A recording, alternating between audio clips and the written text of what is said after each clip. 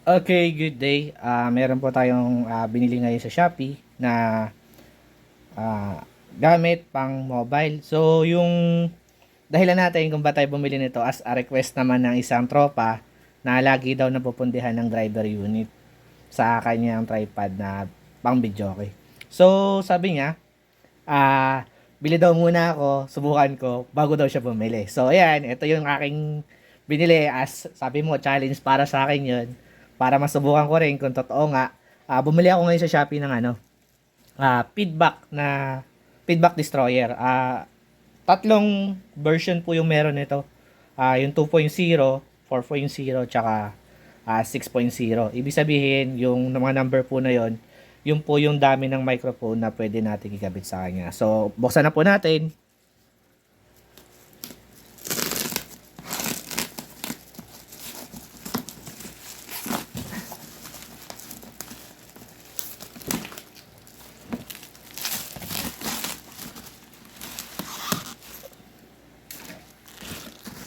At ayan na nga, balot na balot.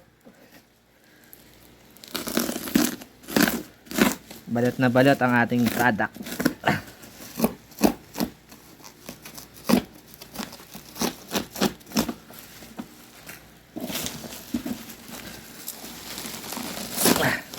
Yan.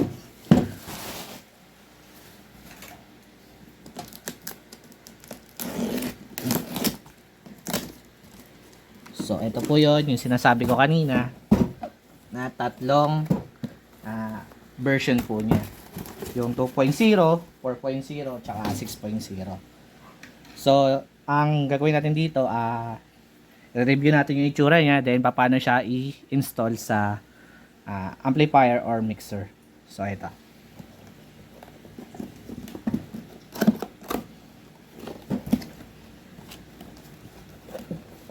Sa loob po niya, ito po yung kanyang laman. Meron siyang power cord. Ito po yung kanyang power cord. European, bilog po. Then,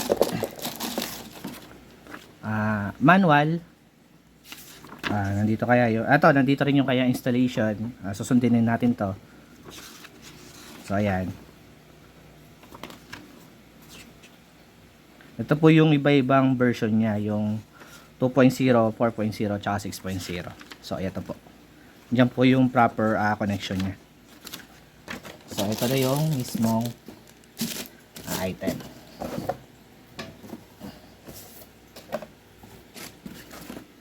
Ito, yan.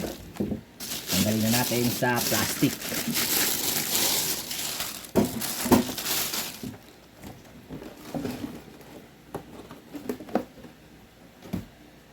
Yan. Kung nakikita po ninyo, wala po siyang volume dyan sa harapan. DBX po yung brand nga pala nito. Ang meron lang po siya yung power button, yung kanyang on and off. Yan. Then sa likod, makikita po natin dito, input 1, input 2, output 1, output 2, tsaka yung power input niya. So, paano natin siya i-connect? Punta tayo dito sa ating sinet up na mixer.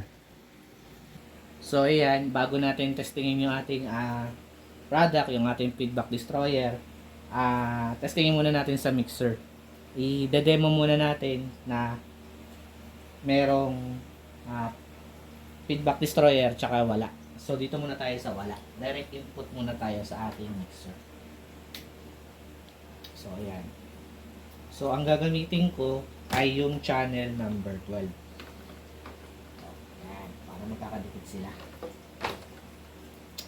Testing. In, check, sound check, mic test. Lapit ka dito, boss. Yung automatic volume ko pang ilan. So, ayan ang setup na gagamitin natin. So, lalapit ko po yung mic dun sa ating speaker. Check po natin. Hey, check.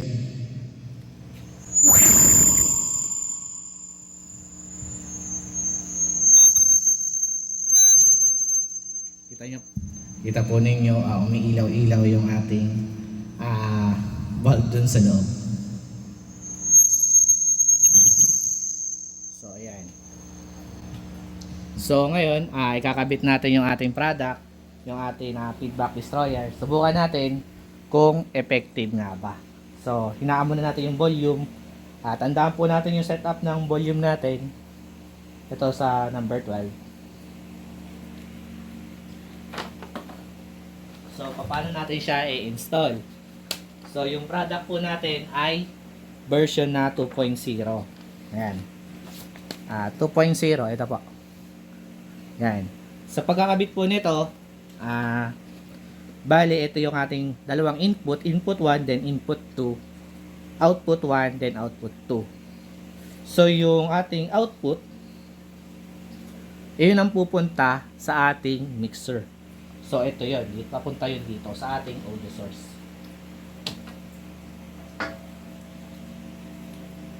So, ito yun. Pupunta ngayon yan dito. Ito sa ating channel 12. Then, yung ating female na XLR, doon natin isasaksak sa output number 1. Then, yung ating microphone, kanina, ito, yung ating male na XLR, isasaksak naman natin sa input number 1. Dapat po, kung saan tayo nagsaksak ng input, doon din po tayo magsasaksak sa output. Yan. Kung nakita po nyo, input number 1, then output number 1. Then, kabit natin yung ating power cord.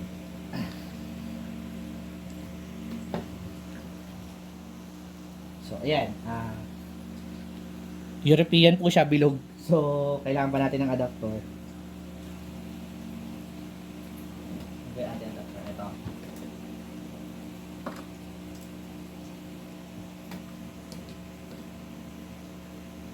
Set up ngayon natin dito sa ating feedback destroyer. So, ayan. Auto bolt po ito. Pwedeng sa 110. Pwedeng sa 240.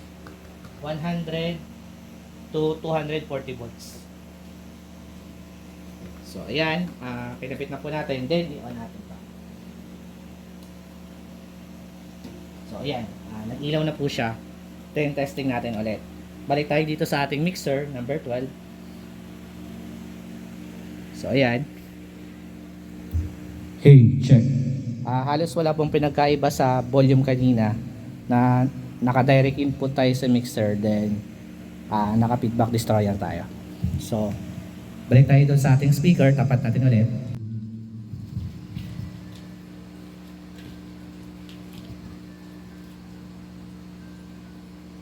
Hey, check. Mic test. 1, 2, 3, check. Check. Hey, hey, check.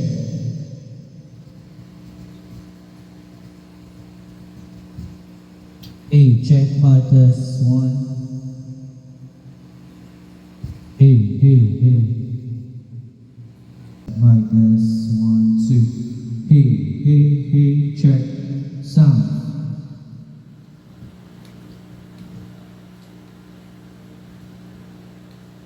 Hey, check. Hello, sound check.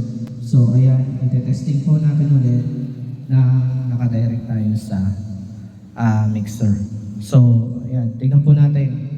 Check. Mic test. 1, 2.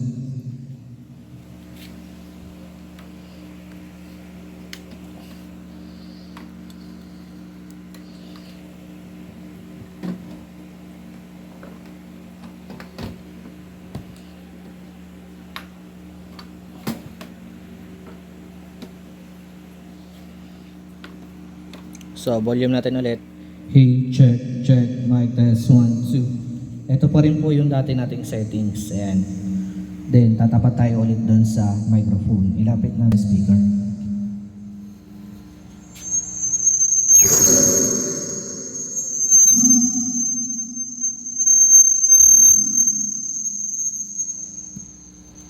So, ayan. Halos wala naman po siyang pinagkaiba doon sa output. Pero yung feedback po, napakalakas. So, ibig sabihin lang po, yung ating product po ay effective na gamitin para sa feedback. Para sa akin po, yung ating feedback destroyer ay maganda po siyang gamitin. Kaya lang po, yung tinatawag natin na high frequency para doon sa ating feedback. Kung nakikita nyo po kasi yung parametric equalizer natin, parametric equalizer, then yung ating graphic equalizer, nakataas po siya sa positive na 12. Ibig sabihin nakasagad po yung ating high frequency. Then dito po sa ating parametric equalizer, naka 70% po siya. Ayan, kung nakikita po ninyo. Then yung gain natin ay naka 70% din.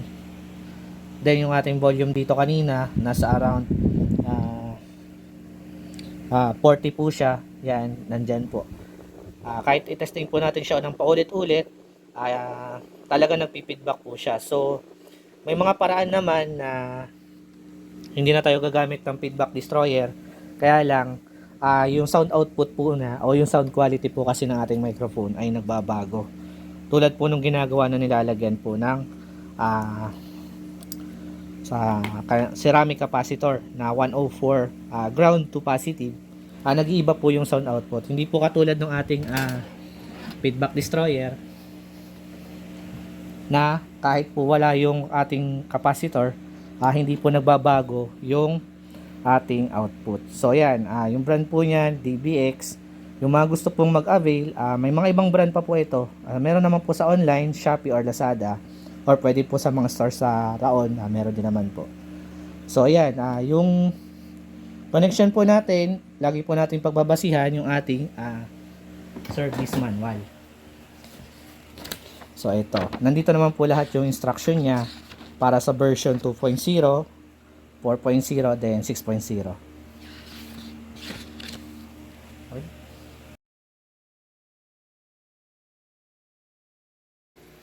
So ayun, yung installation lang po natin ulit, liwanagin lang po natin para mas malinaw. Yan. Bali po yung ating microphone, pwedeng wireless, pwedeng wire type. Yung mic po natin, ikakabit po natin sa input. Dito po yon. So, ito yung ating microphone. Ito, kung nakita pa ninyo. Yan po ang ikakabit natin dito sa input.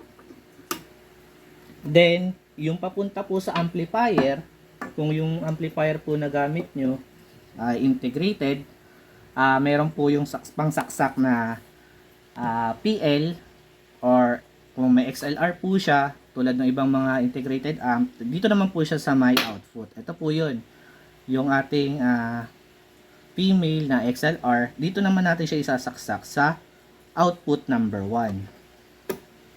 At ito naman pong kabilang dulo, ang pupunta sa linya ng microphone, pwede pong sa videoke player or sa direct sa integrated amplifier natin sa mic input.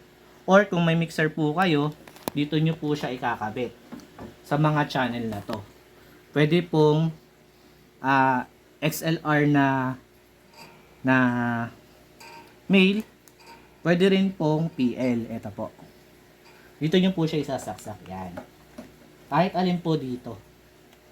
Basta po yun po yung papunta sa ating audio source. Ito po yun. Papunta po ng audio source.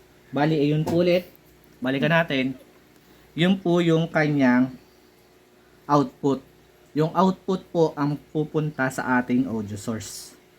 Then yung ating input ang papunta naman po sa ating microphone. Pwede pong wireless, pwede pong wire type. So kung wire type po yung gagamitin natin, kung nakikita po ninyo, pang dalawa lang po siya na microphone. Ibig sabihin, yung ating output number 1 at output number 2 ay pupunta naman po sa input number 1 at input number 2 ng microphone ng integrated. So, kung may videoke player, doon naman po siya sa mic 1 at mic 2. Doon po papasok itong output natin. Ngayon po, kung may tanong po kayo, wag po kayo mahihiyang mag-comment. Lagi naman po tayo online and updated sa mga nagtatanong sa atin sa ating YouTube channel. So, yung price po nito, nagdedepende po sa seller, sa online. Pwede pong sa Shopee or sa Lazada or direct po sa mga store sa Manila. Feedback destroyer po ang tawag dito. Marami rin pong brand na lumabas nito, pero yung preferred ko po na nabili or yung available na nabili ko is DBX po. Then, yung nabili kong version is 2.0. Tulad po ng sinasabi ko kanina, yung ating version, dumedepende po sa dami ng mic na gagamitin ninyo. So kung mga pang event po, sa mga wireless kasi, dalawa naman po siya. So eto magagamit natin sa 4 na mic.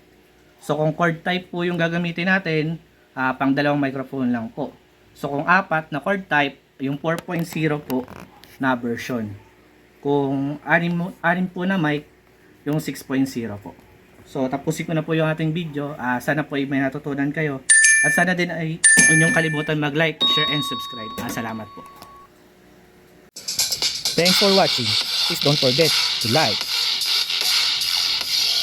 comment, share, and subscribe.